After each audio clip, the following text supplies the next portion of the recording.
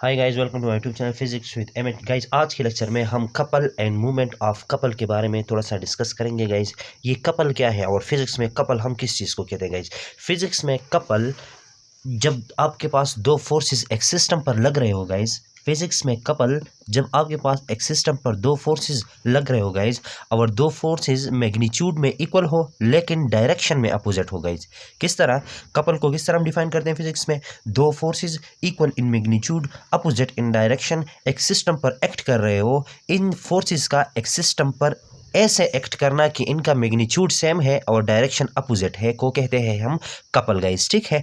And movement of couple क्या है? Guys, उस कपल की वजह से उस सिस्टम में अगर एक टर्निंग इफेक्ट पैदा हो रहा है तो इन फोर्सेस का अपोजिट डायरेक्शन में लगना, इक्वल मैग्नीट्यूड में, और उस सिस्टम में टॉर्क को क्रिएट करना या टर्निंग इफेक्ट को क्रिएट करना एक पिवट पॉइंट के अराउंड को हम कहते हैं मूवमेंट ऑफ कपल। गाइस, फिर से देखिए, ये हमारे पास एक पेन है, एक फोर्स में इधर से लगा रहा हूँ ऊपर की तरफ, एक फोर्स में नीचे की तरफ लगा रहा हूँ। और अगर दोनों का डायरेक्शन क्या है? गाइस, दोनों का डायरेक्शन अपोजिट है और इक्वल इन मैग्नीट्यूड है। गाइस, और अब ये पेन क्या कर रहा है? गाइस, पेन रोटेट कर रहा है, तो इन फोर्सेस का इस तरह लगना कि इनका डायरेक्शन क्या है? गाइस, अपोजिट है, एंटी पैरेलल है, लेकिन दो फोर्सेस इक्वल इन मैग्नीट्यूड है। यहां तक इस चीज को हम कहते हैं कपल। गाइस, अब अगर इन कपल की वजह से, इन दो फोर्सेस की वजह से अगर इस सिस्टम में रोटेशन क्रिएट हो रहा है तो कपल का लगना प्लस रोटेशन, इन सब को हम कहते हैं मूवमेंट ऑफ कपल। गाइस, अब इसके लिए हम देखने वाले हैं एक मैथमेटिकल इक्वेशन। गाइस, आप देखिएगा, ये हमारे पास एक रॉड है। गाइस, ये हमने एक रॉड लिया हुआ है गाइस, जिसका लेंथ है डी। गाइस, क्या है? लेंथ है डी, और इस पर दो फोर्सेस यानी कि कपल एक्ट कर रहे हैं। एक फोर्स को हमने कहा है F1 और एक फोर्स को कहा है F2। गाइस, देखें, एक फोर्स मेरे पास है F1 जिसका मैग्नीट्यूड बराबर है गाइस F2 के, ठीक है। अगर इन दोनों के मैग्नीट्यूड आपस में बराबर है तो मैं जनरली इनको कॉल कर लेता हूँ F गाइस, ठीक है। अब देखें, इस फोर्स की वजह से जो टॉर्क इस पिवट के अराउंड प्रोड्यूस होगा गाइस, उसको हम किस तरह लिख सकते हैं? यहाँ पर ये फोर्स 1 है तो इसकी वजह से जो टॉर्क होगा उसको मैं τ1 कह देता हूँ गाइस। और टॉर्क को हम किस तरह लिखते हैं गाइस? टॉर्क को हम लिखते हैं जो फोर्स अप्लाइड होता है, और वो कौन सा है गाइस इस एंड के ऊपर? वो है F1 multiply by movement arm. और मूवमेंट आर्म कितना है गाइस? टोटल रॉड का या टोटल इस बीइंग का जो लेंथ है वो है d। तो इस पिवट पॉइंट से इस एंड तक कितना लेंथ हो जाएगा गाइस? वो हो जाएगा d/2। वो कितना हो जाएगा गाइस? d/2 गाइस, ठीक है।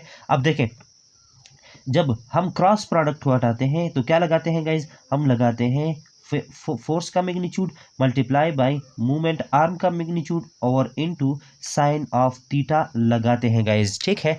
अब यहां से आगे किस तरह होगा? टॉर्क 1 या τ1 is equal to F D divide by 2। अब इसको F1 कहना मुनासिब होगा फिलहाल, और साइन ऑफ थीटा। अब आपको लग रहा है गाइस कि कितना एंगल है?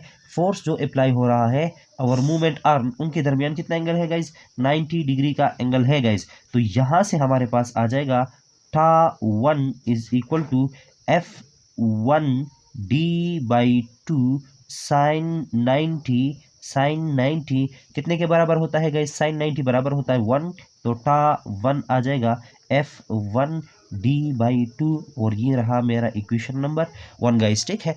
अब देखें, यहाँ पर अगर टार्क प्रोड्यूस हो रहा है और टार्क वेक्टर क्वांटिटी है तो उसका डायरेक्शन किस तरफ होगा गाइस? उसका डायरेक्शन, अगर यहाँ पर हम एक स्क्रू रखें और स्क्रू को एंटी क्लॉकवाइज घुमाएं, क्योंकि F1 की वजह से जो रॉड में टर्निंग इफेक्ट प्रोड्यूस हो रहा है वो क्या है गाइस? वो है एंटी क्लॉकवाइज। अब ये स्क्रू को अगर इधर हम रखें और स्क्रू को एंटी क्लॉकवाइज घुमाएं तो टॉर्क वो जो स्क्रू है वो किधर आएगा गाइस?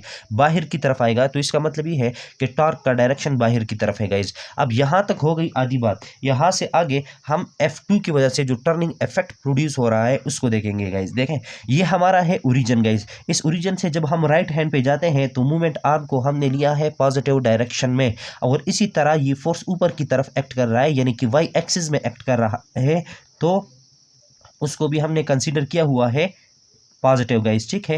ये हमारा वाई एक्सिस, ये हमारा एक्स एक्सिस, ये नेगेटिव एक्स एक्सिस, ये नेगेटिव वाई एक्सिस गाइस, ठीक है।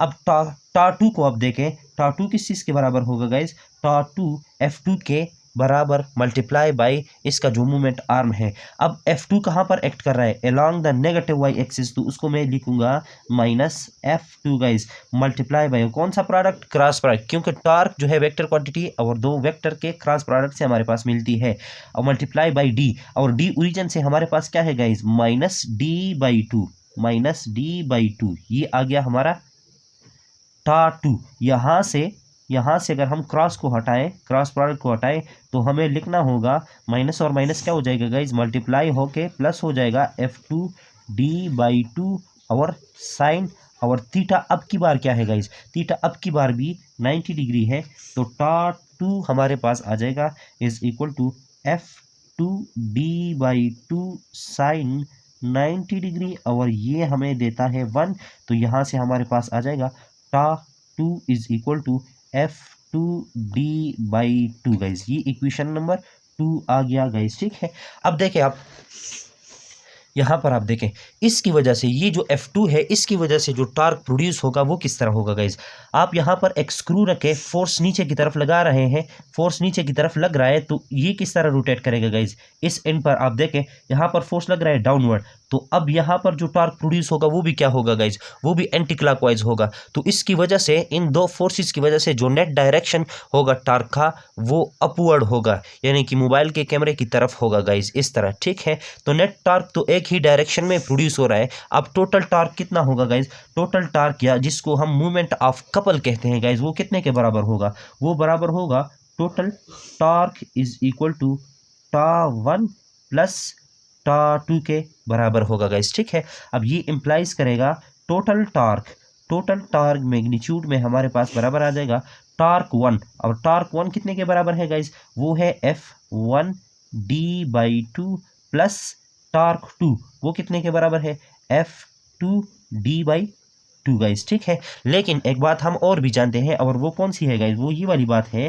कि F1 मैग्नीट्यूड में बराबर है F2 और वो बराबर है F के, तो हम यहाँ पर लिख सकते हैं ये जो टोटल टॉर्क है ये हमारे पास बराबर आ जाएगा, F1 की जगह मैंने लगाया F डी बाई टू अपनी जगह पर, प्लस F2 की जगह लगाया F डी बाई टू अपनी जगह पर गाइज। ठीक है, अब हम टोटल टॉर्क को कैलकुलेट करने वाले हैं, तो टोटल टॉर्क हमारे पास आ जाएगा, total torque is equal to F को मैंने ले लिया कॉमन, अंदर रह गया D by two plus D by two guys. ठीक है, ये आ गया। अब यहाँ से आगे किस तरह आएगा, total torque is equal to F अपनी जगह पर डी बाई टू और डी बाई टू, ये क्या हो जाएगा गाइज, ये D हो जाएगा, और यही वो मैथमेटिकली एक्सप्रेशन है जिसको हम डिराइव करना चाहते थे couple and movement of couple के लिए गाइज। ठीक है, तो ये रहा हमारा आज का लेक्चर, और अब मिलते हैं नेक्स्ट लेक्चर में जिसमें हम चैप्टर नंबर 3 यानी कि फोर्स एंड मोशन को स्टार्ट करेंगे गाइज। और इस चैप्टर का ये लास्ट लेक्चर था, क्योंकि वैसे तो हमने इस चैप्टर के MCQs भी डिस्कस किए हैं, न्यूमेरिकल भी डिस्कस किया है, सारा कुछ डिस्कस किया हुआ है गाइज। ठीक है, ये एक टॉपिक रहता था, तो एक बंदे ने कहा कि आप इस पर भी एक छोटी सी वीडियो बना लें तो अच्छा रहेगा, तो इस पर मैंने एक छोटा सा टॉपिक 8-10 मिनट की वीडियो बना ली गाइज। अब नेक्स्ट वीडियो में मिलते हैं चैप्टर नंबर 3 के साथ, और उसको डिस्कस करेंगे डिटेल से गाइज। तब तक के लिए अपना ख्याल रखिएगा, और अपने इस यूट्यूब चैनल का भी अल्लाह हाफिज़।